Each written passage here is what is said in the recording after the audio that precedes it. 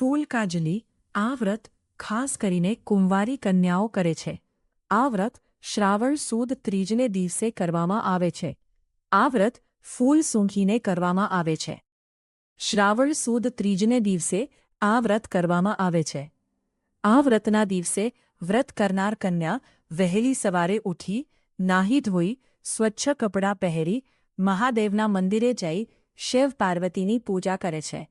આ દિવસે કન્યા નકોરડો ઉપવાસ કરે છે અને પાણી પણ બને ત્યાં સુધી પીતી નથી. તેમ છતાં પણ જો પાણી પીવું હોય તો ફૂલ સૂંઘીને પાણી પીએ છે. આખો દિવસ મહાદેવજીનું સ્મરણ કરવું. જ્યારે દિવસ આથમે ત્યારે ગાયો ઘેર આવે છે ત્યારે સાંજે ગાયનું પૂજન કરે છે અને ગાયના પૂજન બાદ ફળાહાર કરે છે.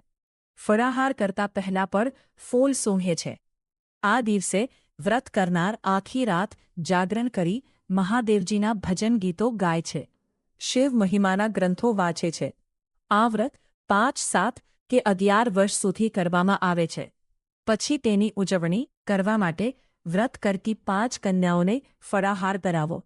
ફળાહાર બાદ તેમને એક વાટકો, તેમાં કોઈ એક ફળ, એક ફૂલ અને દક્ષિણા મૂકી 5 કન્યાઓને તે વાટકો આપવો. આ વ્રત જો શ્રદ્ધા અને ભક્તિપૂર્વક કરવામાં આવે તો હર કોઈ કન્યાની મનોકામના શંકર પાર્વતી પૂરી કરે છે.